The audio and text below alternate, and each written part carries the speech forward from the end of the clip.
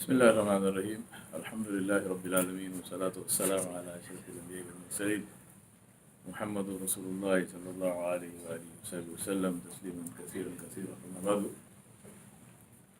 My brothers and sisters, before we start with today's class, which is on living Islam, I just want to clarify something from yesterday's class, which was applied Sirah, in case anyone has any doubts in the matter, which is the issue of the hadith of Rasulullah sallallahu where Nabi sallallahu alaihi wasallam said, Abu Hurairah radhiyallahu anhu narrated that Rasulullah sallallahu alaihi wasallam said, he is not a Muslim, he is not a Muslim, he is not a Muslim, 3 times. And they asked him, they said, Ya Rasulullah, who is not a Muslim? He said, the one from whose evil his neighbor is not safe.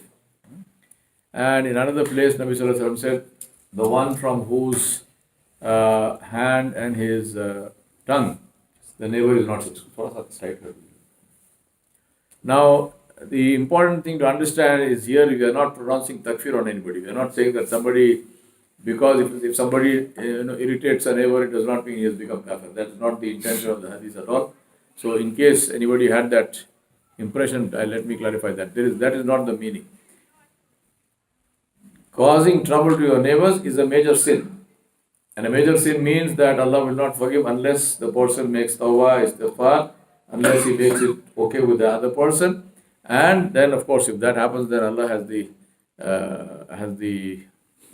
ability, and Allah has the wish to put the person in Jahannam or give him whatever punishment he wants to give him.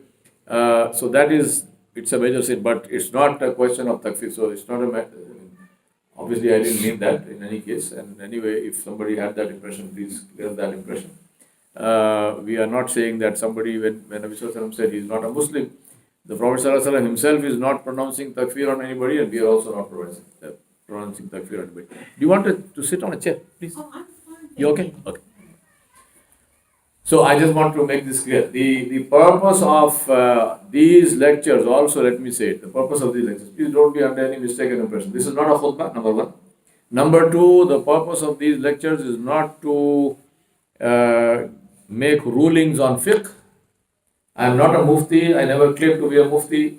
So please don't take anything I say as a ruling on anything. I do not give rulings on anything at all. I am narrating a hadith, and I am giving you the reference of the hadith, and I am explaining to you what I understand from that. May Allah subhanahu wa ta'ala enable me to say that which is beneficial and correct, and may Allah forgive me if I make a mistake. You also please make dua that Allah subhanahu wa ta'ala should forgive me if I make a mistake. So the ill treatment of neighbors is something that is a major sin, and if we do not seek forgiveness of Allah subhanahu wa ta'ala, then this Allah subhanahu wa ta'ala has the ability, and He can punish, and we ask Allah to protect us from His punishment. So when Nabi Sallallahu Alaihi Wasallam is saying he is not a Muslim, he is not a Muslim, he is not pronouncing takfir on people, he is just saying that to emphasize how important that matter is. So he says not a Muslim, meaning this person is not exhibiting the qualities of a Muslim. So I just thought, let me clarify that before we go any further.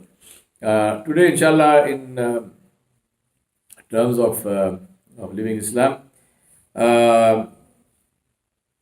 the hadith of in Sunan Abi Dawud, on the authority of Thawban radhiyallahu anhu, Rasulullah sallallahu alaihi wasallam said, the people will soon summon one another to attack you, as people when eating invite others to share their food. Someone asked, will that be because of our small numbers at the time? Rasulullah sallallahu alaihi wasallam said, no, you will be numerous at that time, but you will be froth and scum like that carried down by a torrent of water, and Allah Jalla Jalaluhu will take the fear of you from the breasts and hearts of your enemy and cast al-wahan into your hearts. So somebody say, Ya Rasulullah sallallahu alaihi wasallam, what is al-wahan? Nabi sallallahu alaihi wasallam said, Hubbud dunya wa karahiyatul maut. He said, love of the world and dislike of death. Let me repeat this hadith. On the authority of Thawban radhiyallahu anhu, Rasulullah sallallahu alaihi wasallam said, the people will soon summon one another, they will call one another to attack you, as people when eating, invite others to share their food. Someone asked, Will that be because of our small numbers at the time? Nabi Sallallahu Alaihi Wasallam said, no, you will be numerous at the time, but you will be froth and scum, like that which is carried down by a torrent of water, by flood waters. And Allah subhanahu wa ta'ala will take the fear of you from the breasts and hearts of your enemy, and He will cast al-wahan into your hearts. Someone asked him, Ya Rasulullah, sallallahu alayhi wasallam, what is al-wahan? He replied, love of the world and dislike of death. Hubbu dunya wa karahiyatul maut. And this is in Sunan Abi Dawud.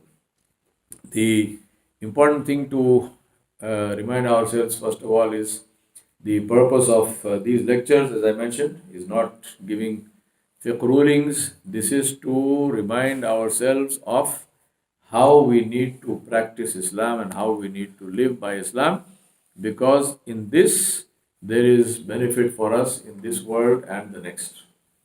So after every lecture we do that formally here, but even if we forget to do it or we don't do it, then I request you, when you go home, do what the exercise which we do, which is, given what I learned today, what is it that I will start doing, what is it that I will stop doing, and what is it that I will continue to do. So whatever I learned today, given in the light of that, what is it I am doing today which I should not be doing? So we stop that. In the light of what I learned, what is it that I should be doing which I am not doing, so I start doing that. And then in the light of what I learned today, what is it that I am doing, but now I do it with greater dalil and greater emphasis, because I also have now a textual proof for the validity of what I am doing. So this is the purpose, is to remind us to practice Islam. As I keep saying all the time, Islam is the name of a practice. Knowing about Islam is necessary only in order to practice Islam. If you just know about Islam and we don't practice it and we leave it, then there is no benefit in that, because just knowing about something does not benefit you. Only working on that will benefit you when the thing is a matter of practice. Supposing we were just reading history, for example. I know some history, so it's, but same even there. I mean, if you, having given the example, even there, if I read something about history, one is to just know it and we leave it at that, because nothing much to be done. But a more beneficial way of reading history, for example, is to reflect on what I learned and say, what do I learn from this history? And how can I apply it in my life today? Now take the same hadith of Rasulullah, and if we go into the history of the Muslims themselves, we come to the period. For example, one period is known as what we know as the golden period of history, which is the almost the tail end of the Abbasid rule, when the kingdoms of course, tail end of the Abbasid rule, before the Mongols attacked, before Hulegu attacked. So Baghdad was at the peak of learning, and so on and so forth. There was literally libraries and universities and all kinds of things in Baghdad, the peak of learning. And then later on, after that, the Andalusian Empire was formed, and then this tradition of learning and so on and so on continued. But if you look at it, we can say, well, that is one side of it, which is, alhamdulillah, the learning, centers of learning of Baghdad and so on were very vibrant and alive. But then what happened to the whole thing? I mean, why is it that Hulegu came and the Mongols completely leveled everything, they wiped out everything, they burnt Baghdad to the ground, they killed practically every living person there. And then the Andalusian Empire, that lasted for a few centuries after that, but then the same fate happened to that as well. Now, if you take that history and you say, what is the lesson we are learning, and then you apply this hadith, we see where the problem was. Now, Hubbu dunya wa karahiyatul maut. Just think about these two things. What is Hubbu dunya? First of all, what is dunya? Right, dunya in the context of the technical meaning of it in Islam is something which diverts your attention away from Allah subhanahu wa ta'ala and obedience to Allah subhanahu wa ta'ala. So dunya is not just this world as in a geographical sense or physical sense, right? Islam, for example, is not against making money, for example. Islam is not against being wealthy. Islam is not against having power and authority. The very fact that in Islam there are detailed rules of how to deal with money, right? What is halal, what is haram, what sources of earning are halal, what are not halal, where do you earn from, where do you spend, the issue of zakat, the issue of sadaqat, the whole detailed system of inheritance, for example. Now think about that. If making money was not permissible, if poverty was extolled and elevated in Islam, then there is no point in having a whole list of whole system of inheritance, because I'm not supposed to have any wealth. So what is the point in telling me so and so will inherit this much, that much? I have nothing. So who will inherit? Nobody will inherit. So the very fact that there is a whole system of inheritance shows that there is nothing wrong in having wealth. Please do have wealth.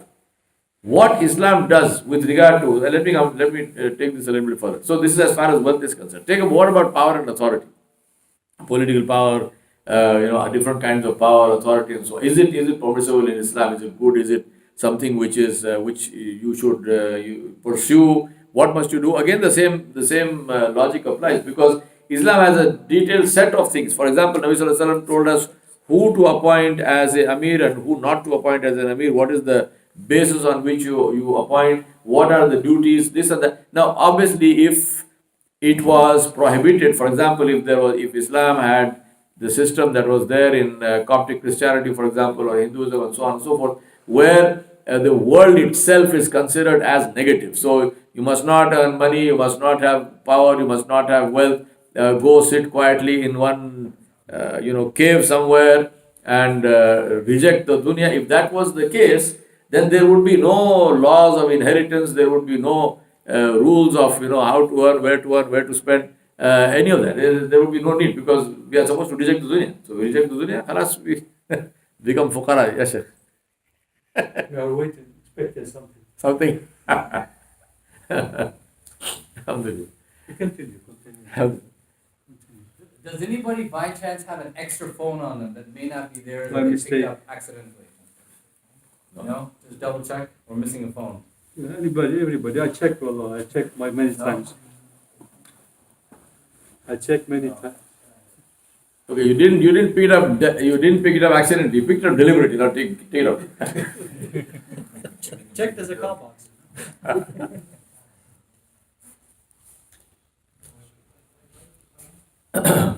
All right. So, if that was the case, if Islam was if in Islam asceticism was to be extolled, leaving the dunya was the purpose, then none of these rules would have been there, right? But that's not the purpose. In Islam, Allah Subhanahu wa Taala sent us into this dunya, sent us into this world, with a whole system of how to live in this world and how to run the affairs, our own affairs and the collective affairs of people in the world in a way which is beneficial to all people.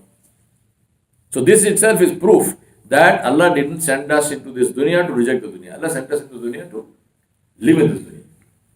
Now, that is the reason why Allah subhanahu wa ta'ala gave a lot of rules. And this is where, for example, we have the ayah, إِنَّمَا الْحَيَاةُ الدُّنْيَا إِلَّا مَتَاعُ الْغُرُورِ. Allah subhanahu wa ta'ala said, verily, the life of this dunya is nothing but mata'ul ghurur, which is translated in various ways. It is deception, it is it's a figment of the imagination, and so on and so forth. Now, if you think about that and say, what is mata'ul ghurur? For example, if I have a car is a car. How is it deception? I mean, it's a physical thing is there, right? If you don't believe me, lie down in front of it, I'll run it over you, then you know if it is there or not. So, I mean, the question of, it's not, how is it a figment of the imagination? What is the meaning of mata'ul ghurur with regard to that? Think about that. What is meant there? For example, I need a watch to tell the time. But as I say, sometimes people buy a watch to tell the time, and sometimes people buy a watch to tell the world, not to tell the time, right? So I'm wearing a watch which costs $1 million, and every time I raise my hand, I do this. So you see the watch, I make sure my sleeve slips back, so you see the watch. So the watch has nothing to do with telling the time. The watch is, I am projecting this image that I am this great billionaire, and I have a watch which costs $1 million. Now this is Mata'ul Ghurur. Because it's a figment of the imagination. This is what you are creating. This image that you are creating of being more than what you are. Right? For example, car. What kind of car should you have? Technically speaking, have a good car, have a reliable car, have a car which is which will take you from point A to point B and won't break down in the middle of the highway somewhere. So good car, comfortable car, bells and whistles, frills, no problem, right? But there is a car and a car. There are cars which are transportation. There are cars which I call depreciating assets. Right? I mean, why would you put $1 million into a car or into anything where the $1 million actually loses value over time? Why would you do that? That just shows bad financial planning, bad financial understanding. Why would you put money into a thing which is a depreciating asset? Yeah. But somebody told me this. They said the red McLaren. Somebody bought it in California, and then they sold it in the UK. And they bought it in California for $5 million, $5 million, and sold it in the UK for £5 million. That at that time it was almost double. So he said, "This is not a depreciating asset. I said, good, go buy a McLaren." But you get the overall meaning of what I'm saying. The issue of the dunya, when Nabi Sallallahu Alaihi Wasallam is saying hubbud dunya, he is talking about, this is not talking about the actual physical possession. I built a good house, alhamdulillah. I come from a place where the nobility, I'm not even royalty, the nobility, their houses, one of the nobles, it's a big Taj hotel now in Hyderabad called Falaknuma Palace. If I'm not mistaken, that thing has about 90 rooms. For what? So the point is, it's things like that. The issue is, what is it that you are trying to do? Now, I'm not saying that necessarily, therefore, build only masajid. No. There are masjids which are built, again, not so much to, and again, I'm not going into somebody's heart to say that, but I'm saying if you look at the masjid, you have to wonder, is this masjid a symbol of taqwa of Allah subhanahu wa ta'ala, or is it a symbol of ostentation of the person who built that masjid? Right? Gold-plated domes and all kind of carpets. Wallahi, I mean, it's impossible to pray in the masjid because the carpet has got so much of, some of them, these carpets they're very beautiful, all silk Persian carpets, but it has so much of design in it that when you are standing, things seem to be moving, and all kinds of stories are happening in this carpet. I mean, well, so now when I make sujood, I'm saying, if I'm going into this garden, maybe I won't come back out or something. Allah knows, sir. So what is this masjid? Is this masjid a symbol of taqwa, or is it a sign of, somebody who wants to show off and say, well, this is the kind of money I have? What really is it? And we'll find out when we go to Allah subhanahu wa ta'ala. But the point I'm saying here is, this hubbud dunya is, Nabi Sallallahu Alaihi Wasallam is talking about this love for the world, which disconnects us from Allah subhanahu wa ta'ala. Now, hubbud dunya, the love for this world, produces two things, two very bad things. Number one, it produces a love for the thing, so you are going to spend a lot of time and energy and everything else, effort in getting it. And second thing is, it produces a fear of losing it. So people who love the dunya are also constantly living in fear of losing that. What will happen to me if I lose my position? Today everybody looks up to me. What will happen to me? How can I sit in a car which is smaller than the one I am driving now? If I move from a big house into a small house, somehow I am now a smaller human being. What about all this Jaho Jalal? There is people actually, psychologically speaking, they are living in a state of fear. The fear of losing that. Whereas somebody who does not have that, he may have it, he may give it. There was one of the shuyukh in Kuwait, some years ago, he passed away. The man was known to be very, very generous, extremely charitable man. And so in the condolence meeting that they had for him, one of his friends, he said, so-and-so was wealthy. He said, we are also wealthy. But the difference between him and us is his wealth was in his hand and our wealth is in our heart. He said that is the difference. His wealth was in his hand, so he used to give it away freely. Our wealth is in our heart, so it doesn't come out. When we want to give it, it doesn't come out. Difficult for us to give charity because we feel, oh my God, I'm going to lose it. I'm going to something like that. This is the issue of Hubbud Dunya is this. The fear of loss. Because again, cognitively speaking, from the knowledge of Islam, what is charity? Is it loss or is it gain? Gain, right? Charity is investment with Allah. No, this is what Allah subhanahu wa ta'ala said. Kharz hasana. What is kharz hasana? हमारे उर्दू में बोलते हैं खर्ज हसना बोलते हैं मांगे वक्त देना देते वक्त देना मांगे वक्त हंसना. So the hasana in Urdu means of course different meaning, but hasana means to laugh. So kharj hasana, they said it is to when you borrow, you go and ask for the money. When you time for payment comes, you laugh. So this is kharj hasana, hasne ka kharj. So anyway, that's not the meaning. The actual meaning of the word is a good loan, a loan which gets you hasanat with Allah subhanahu wa ta'ala. So what is the concept of kharj hasana? It means that you are treating charity as an investment with Allah, for which Allah subhanahu wa ta'ala will give the reward. And Allah subhanahu wa ta'ala mentioned that there are various ayat in the Quran, in Surah Al-Baqarah and elsewhere, where Allah subhanahu wa ta'ala mentioned specific things. Allah said 1:10, Allah said 1:700, and then Allah said Allah will give bighairi hisab. So this is the concept. But when we give charity, simple, sometimes I ask people, I said, do this hisab. Total up the amount of charity that you paid for this year. And then total up the money that you spent in the same year on, for example, holidays. Maybe you bought some things, gadgets, maybe you bought a car, right? Total of that. Which one is more? Now, again, it's not haram. I'm not saying, I'm not even talking about, if you go on a holiday, it's not haram. Alhamdulillah, please go. Nothing wrong. But that holiday is not investment in anything, believe me, that much also is true. You are allowed to do that, no problem, alhamdulillah, please, by all means.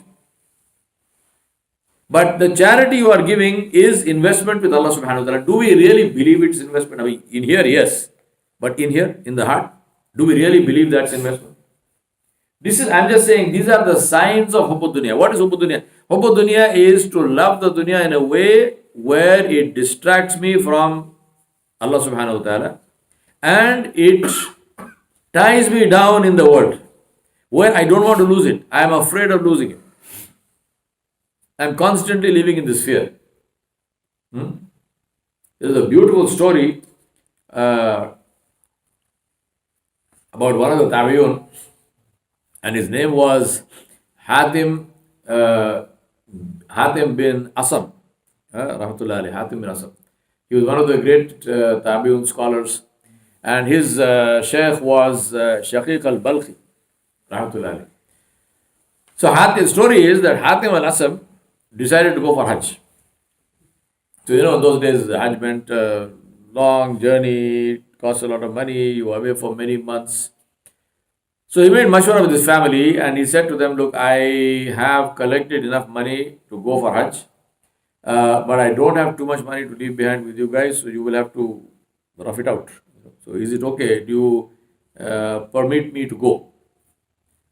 So his wife said, no. If you don't have enough money to leave here with us, then you don't go. When you have enough money, then you can go. Various children said various things. His little daughter, said, Tawakkal Allah. She said, we have faith in Allah. Inna Allah huwa ar-razzaqu dhul quwwati al-mateen. Allah subhanahu wa ta'ala said, verily Allah subhanahu wa ta'ala is the Razzaq, He is the provider. He provides with His power and authority. She said, go. No problem, go. Allah will look after. So Hatim al-Asam rahmatullahi alayhi, he decided to go, he went. So after he went now, couple of weeks passed, food ran out. So now everybody, obviously the mother and other siblings and so on, they told this girl, I see your big mouth, you talked all this stuff, now food is gone, where is the food? And now your father also is gone. So you are the cause of all this. So when this pressure got a lot on her, she went inside the house into a small quiet room and she raised her hands and she made dua. And she said, Ya Rabbal Alamin, Qawluk al-Haq. What you say is true. And she said, Anta taqul. And you said, وَمَنْ يَتَّقِ اللَّهَ يَجْعَلْ لَهُ مَخْرَجًا وَيَرْزُقْهُ مِنْ حَيْثُ لَا يَحْتَسِبُ وَمَنْ يَتَوَكَّلْ عَلَى اللَّهِ فَهُوَ حَسْبُهُ. You said, the one who has taqwa, I will extract him from his difficulties. And I will provide him from sources that he cannot imagine. And the one who has tawakkul on Allah, Allah will become sufficient for him. So she made this, little girl, she made this dua. Before she could lower her hands, there is a knock on the door. She goes and opens the door. There is the soldiers of the governor of the place. So the ADC of the governor, he says, the governor is passing by. He's thirsty. We don't have water. Can you give us some water? So this girl went inside. She got water. She got it in a nice, nice jar and so on. This is the governor, so she made it look nice and so forth, and she gave the water. This man took the water to the governor. The governor drank the water, and he found this water to be beautiful. Allah subhanahu wa ta'ala put barakah in this water. He really loved this water. He was drinking water, but this water was beautiful for him. So when he drank this water, he asked him, he said, where did you get this water from? They said, Sayyidi, it's from this house, the house over there. He said, whose house is that? They said, Hatim al-Asam. He said, the scholar? He said, yes. He said, then we have to go and make salam to him. Huh? We will go make salam to him. So they said, no, but he's not there, he's gone for Hajj. He said, he's gone for Hajj? He said, yes. He said, then to look after his family is our responsibility in his absence. So then what he did was, they used to carry these pouches with gold coins in them. So he put his hand in his pocket, he pulled out his pouch of gold coins and he threw it over the wall of the house. So he's got now a bunch of gold coins which went over this house. And then he felt that this is not enough. I'm talking about the issue of Hubbud Dunya and Tawakkal on Allah. So he said to his people, he said, whoever loves me, do what I did. So now imagine, this is the governor, so there's a whole lot of people with him. Everyone threw their pouch of gold coins, and now this house is littered with gold. There's gold coins everywhere. This little girl started crying. So the mother said to her, you are a strange creature. When we were starving and we had nothing and so on, you had a smile on your face. Now so much of gold has come, Allah has given, and you are crying. She said, what's wrong with you? She said, I am crying because the generosity of a human being is like this. One single thing. The generosity of a slave of Allah, a human being, is like this. What will be the generosity of my Rabb Jalla Jalla? Hey? What will be the generosity of my Rabb Jalla Jalla? This is the meaning of removing Hubbud Dunya from our hearts. Have money.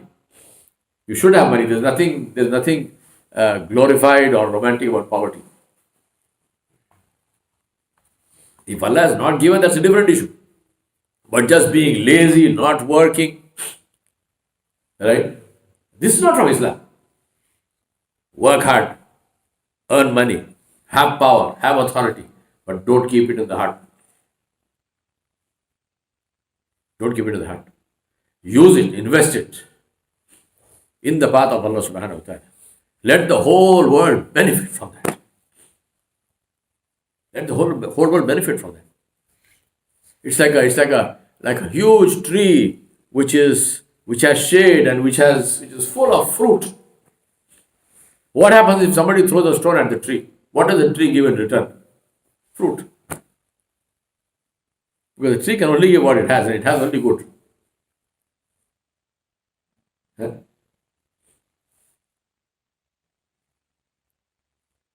Hubbu. The karahiyatul maut again comes from the same thing, because when we love the dunya, you don't want to leave the dunya. I remember something I saw here, right here in this Springfield area, 22 years ago when I was to live here. For some reason, I remember going to a dermatologist. I can't remember exactly where it was, but one of the hospitals. So I went there and I went with somebody. I was accompanying. I didn't need to see the doctor. I was sitting there in the waiting room. An old man came. This man was walking with a walker. Right? Very old man is walking with a walker. He can't even walk. And as he came past me, I got a very strong smell of urine. So I knew he was incontinent. Maybe he was passing urine. So incontinent. Imagine what kind of quality of life that man has. So he comes there and he says to the receptionist, "I have to see the doctor." She said, "Sir, do you have an appointment?" She said, "No, but I have an emergency." So she said, "What's the emergency?" So he is kind of bald on his head. He says, "Look here." And there is some discoloration. He said, "This thing could be cancer. This could be skin cancer. I must see him now. My life is in danger." I'm thinking to myself, what is your life worth? Your life is in danger. Look at the state you are living in. If I was in that state, I would want to die. I wouldn't want to live like this. Your urine is going and this and that. Love for this dunya. Love of living. I'm not saying if you are like that, please die. No, it is permissible, and we must ensure that we do and we take whatever treatments and so on and so forth. I'm just saying that the unwillingness to let go of this world, it prevents us from charity, it prevents us from living peacefully, it prevents us from dying peacefully. And Nabi Sallallahu Alaihi Wasallam is saying that when this happens, when these two qualities come into the heart, a love for the dunya, and along with that comes a fear of death, and karahiyat, which is a dislike for death. So then Allah subhanahu wa ta'ala takes away power from you. Then you become slaves. Because anyone can rule you. Anyone can rule you. It's a carrot and stick. The carrot will also work and the stick will also work. People forget carrot and stick works only for donkeys, but if you become a donkey, then it works for you. Who wants a carrot? Nobody. Except donkeys. But if you make ourselves donkeys, then what happens? Then the carrot is very attractive. Anybody can give a little bit of something. Somebody asked me the other day, these are generalizations, they don't apply to everybody obviously. But somebody asked me the other day, they said, how is it that our people are for sale everywhere? May Allah forgive us, we were talking about international politics. He said, how is it that Muslim leaders are for sale everywhere? Anybody can buy a Muslim leader. Again, as I said, doesn't apply to everybody, but there are enough examples. Then why is it we are for sale everywhere? This reason. You do anything for money. You do anything for having some, miserable authority somewhere. Hubbu dunya wa karahiyatul maut. Nabi Sallallahu Alaihi Wasallam said, a time will come when people will invite each other to destroy you, like people invite each other to eat from a plate. And the question of the Sahaba, they said, is it because we will be few in number? Because, they are used to a system where just a handful of them used to win wars. A handful of them, a couple of hundred of them, and they are getting victory, and they are doing things, and, they are conquering territory. And this is why will all this change? So their automatic thought is, maybe there is nobody there, maybe just 2 or 3 people. Nabi Sallallahu Alaihi Wasallam said, no. It's not because you will be few in number. It's because and see the example he gave. He said it's like the foam on a flood. If you've seen a flash flood, it carries a whole lot of debris, dry grass and small sticks, and there's a whole lot of foam and stuff on it. It looks big because it's all this foam, but it weighs nothing. It weighs nothing. It has no weight. Today think about this. Who is asking? For example, if you take different kinds of decisions being taken in the in the cabinets of the world, in the parliaments of the world, in the senates of the world, about Muslims, decisions about Muslim countries. Who's asking for our opinion about that? Who's asking, saying, what do you think? Nobody. They don't care two hoots. They take a decision, and obviously, if they are taking a decision, the decision won't be for you, it will be for them. If you benefit, you don't benefit, it doesn't make a difference to them, they take a decision. But does anybody ask us, what do you think? Because you are the guys who are going to get affected. What's your opinion? Nobody. They don't care because we have no weight. Weight comes from contribution. Doesn't come from talking about contribution. Just to give you one small detail, from 1900 to 2010, so 110 years. No, before that. If you look at in astronomy, if you look at the names of stars and constellations, the various things, 60% of the names of celestial bodies are Arabic in origin. 60%.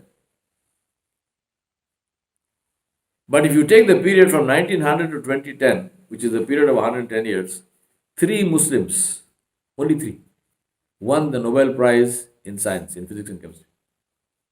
3 people. One of them was a Qadiani, so I don't know, you say, well, he's a Muslim, not Muslim, and you can debate that till. So what happened to us? Simply talking about the golden age of Andalusia and the golden age of Baghdad and how many libraries were there in Baghdad doesn't make any sense. If I simply ask, and I'm not going to ask you to show for a show of hands, if I just ask you how many of you have read one book in the last 3 months? How many books have you read in the last 3 months? What is the answer? So what's the good of talking about the number of libraries in Baghdad? What will you do that? We don't read. We do not read. I remember people keep on doing these surveys. So I'm not vouching for the accuracy of this survey, but one survey said that there were these figures which said that in America, the average American reads, I think, 22 or 28 books per year. In the UK, it was about 30 books a year. The whole of the Middle East is half a page per year. All the Middle Eastern countries combined, half a page per year. As I told you, maybe the numbers are not exact and accurate, but the fact remains that the number of books sold. For example, Jarir, which is a very big major bookshop in the Middle East, you take go to Barnes and Nobles, take the number of books sold. There is not even a comparison. Not even a comparison. So we have to get our act together. We have to start becoming contributing members of society. We are net consumers. We don't contribute. Just consume. Nobody respects consumers. People respect contributors. So we need to contribute in all fields. It's not just a matter of, Islamic things. Islamic things are for Muslims. Other people are not even interested in that. We're talking about other fields. We're talking about science and technology. We're talking about agriculture. We're talking about social work. You're talking about education. You're talking about public health. Different fields. What is the contribution of Muslims? That is what will give us this wazn. That's what will give us this influence. Because then, like everywhere else, people respect and they like those who give. Nobody likes those who take. So if we were at one point in time, alhamdulillah, this is the tragedy, if we were people who never contributed anything, then I could say, all right, so we never did anything, we are not doing anything now, so big deal.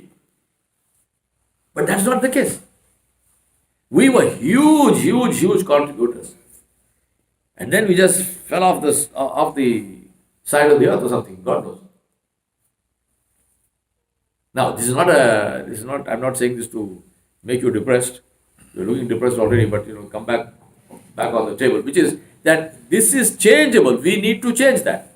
And each one of us needs to work in his or her own personal space to say, what is it that I can do to contribute? Forget about the rest of the world. If I can do one thing, let me do that one thing. And don't worry about how many people are coming, how many people are listening. Let nobody come, let nobody listen. You do what you have to do. Allah subhanahu wa ta'ala will take that to where He wants to take it. Right?